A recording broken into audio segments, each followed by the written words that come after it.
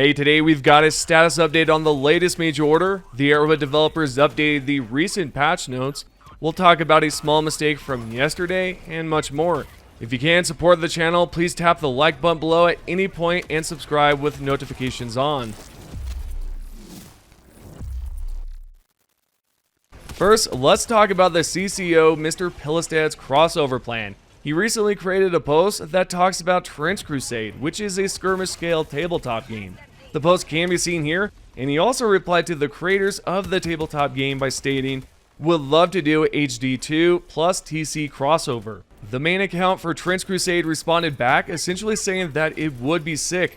Pilistad responded to that post by saying, "Sent DM, let's talk. Also, I have more things to discuss."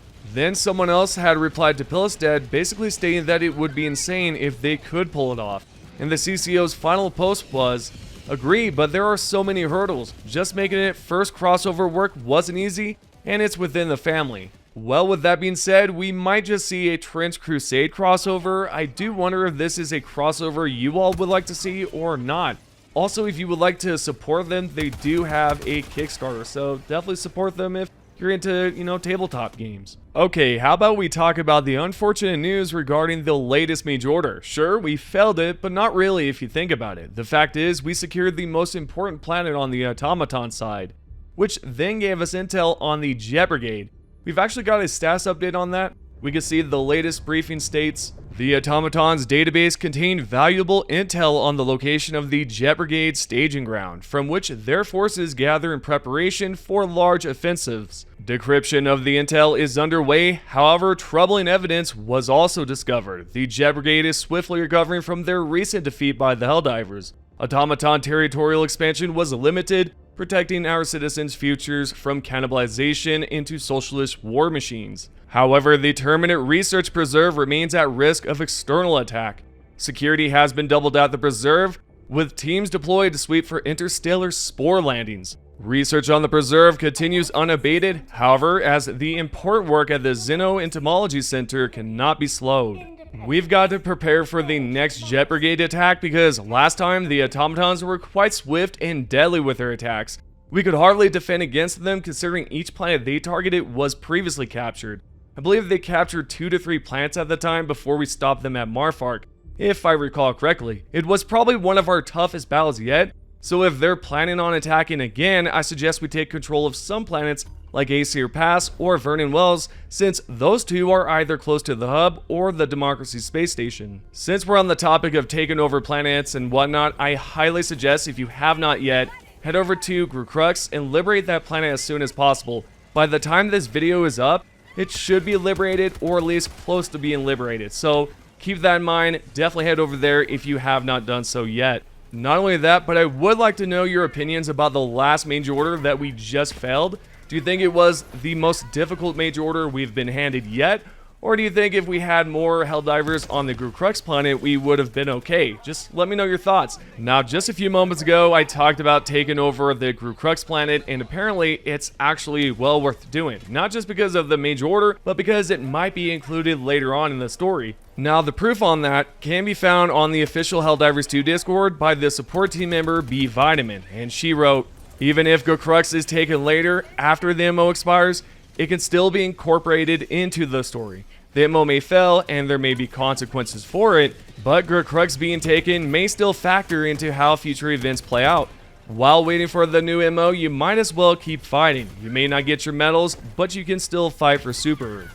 There you go. So we absolutely have to continue fighting because it might just play a part later on in the story, and it might benefit us.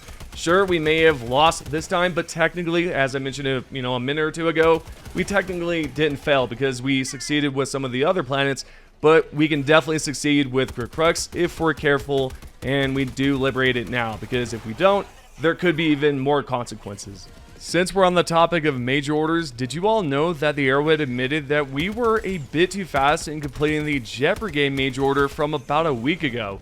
An Arrowhead support team member wrote this: "The Jet Brigade was defeated faster than expected and desired, but I was happy to see it happen after listening to so many people saying it was impossible or a planned loss."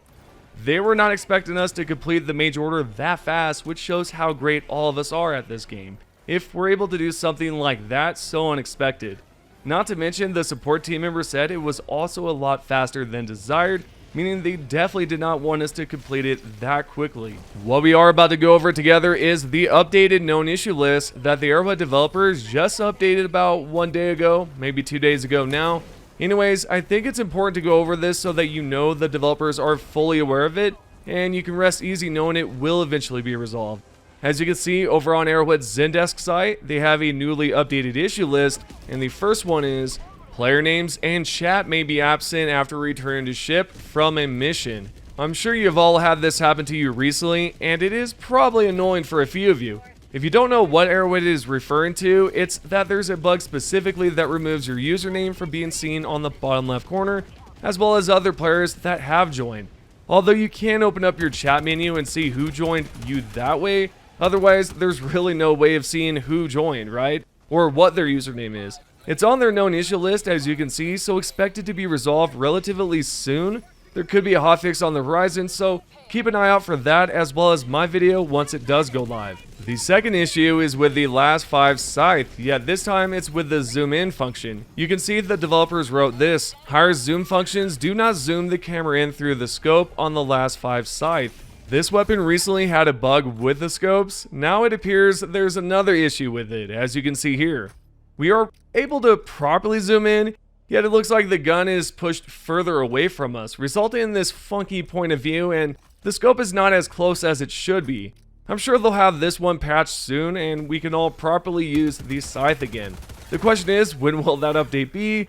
Well, there could be one next week, one would hope, but there's a chance they might not even give us a hotfix that soon, so keep that in mind. Up next at number 3, there's a problem with the capes not displaying properly. I noticed this right after the Warbond was released. Proof can be seen right here, and it says capes don't display in the armory tab and instead show a blank gray cape. I don't know if it was an issue prior to the Warbond release. I don't think it was, since I didn't notice anything before. If you have any idea if it was, let me know in the comments. I'd like to know, and if it was with a specific cape. Like I've mentioned a second ago, I noticed it with the recent Warbond cape, so it could very well be just 2 capes causing the display to just bug out. We've got a 4th bug that has to do with PC, so currently there's a problem with the movement keys.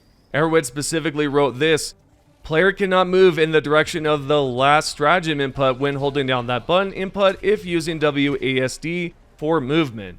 Yep, there seems to be no way to move forward after using a stratagem, and I've seen a few reports about this. Also, a lot of players are not too fond of the emote wheel, and if you're on PC, can you elaborate more on this and why it's annoying to use? I used to have Helldivers 2 on PC, yet I decided to purchase Helldivers 2 on PlayStation instead due to the anti-cheat engine being funky at the time. Anyway, if you can, let me know specifically what's going on with that. I'd like to know what specifically is bad about it, so yeah, let me know.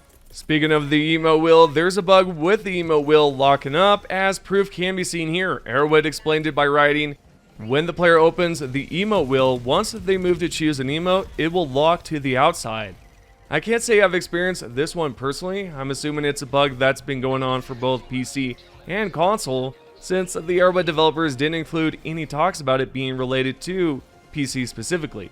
As I've said, I haven't had this happen to me, and if it's on console, then it has to be a rare bug that pops up every so often. Lastly, this one is going to be for console players out there. You might have noticed that one of the banner rewards in the Truth Enforcers looks a bit strange. The quality is not up to par as the previous ones visually. The developers had Arrowhead explained it in the bottom part here in the known issue list, and they wrote, Pride of the Whistleblower player card is low resolution on PS5. What I'll do is give you an idea of what it looks like visually for those who are not on console. This is what it looks like right now, and this is what it should look like once they release a hotfix to patch this pesky bug. I know a few Helldivers are perfectionists and are not happy with this at the moment, but in due time it will be resolved and you should see a much clearer image. Also, for a lot of you out here that are not aware, crashing and connection issues are an ongoing problem that the Arrowhead developers are trying to figure out. As you can see here in their official post, it says, crashes, performance, and connectivity problems are an ongoing issue that are always being worked on and are not listed here. Yeah, it's a problem they're constantly trying to figure out, and it appears there's no word just yet on whether or not they'll be able to resolve it officially. However, it's good to see they're still working on it instead of giving up, because that would be the worst thing to happen if they just didn't care about it. So just know they're looking into it constantly, and any crashes you're experiencing right now will soon be fixed, just like they did in the previous hotfix. Alright, let's talk about yesterday. I had created a video and misunderstood the developer's post that apparently rustled quite a few jimmies out there. And it wasn't that big of a deal considering it wasn't the main point of the video, since we talked about quite a few other topics. Yet again, it just didn't settle well with some of you. The post I'm referring to is this right here, where Arrowhead responded to a player's post. Now, you can see it says reduce damage recoil.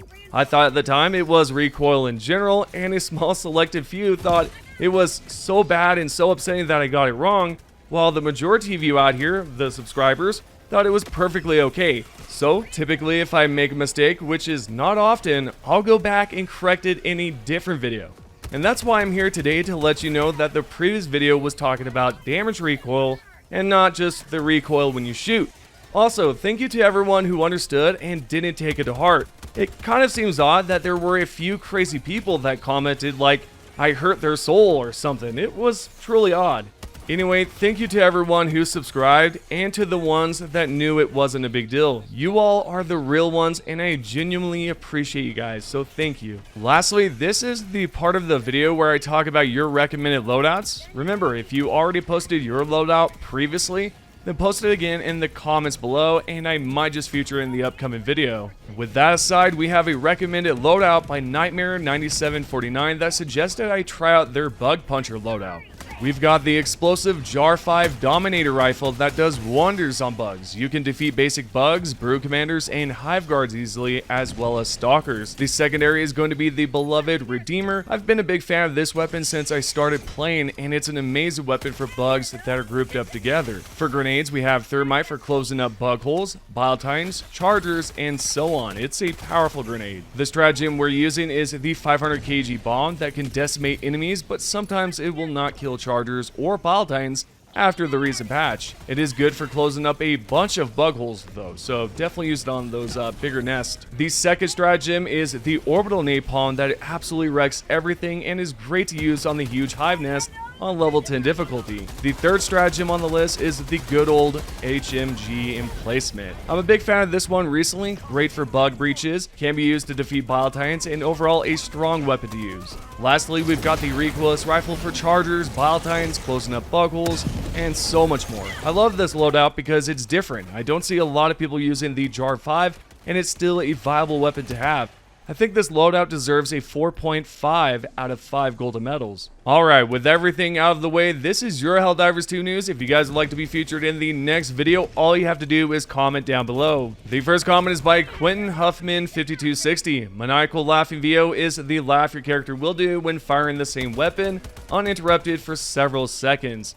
Again, thank you for answering that question. I wasn't too sure what VO meant, but now I do. Thank you. The second comment is by Varian Cadian 2679. From my understanding, the unflinching armor doesn't reduce weapon recoil, but instead, it reduces the recoil from getting hit, so it reduces the stagger from getting hit. And you're right, and that's something I corrected in this video.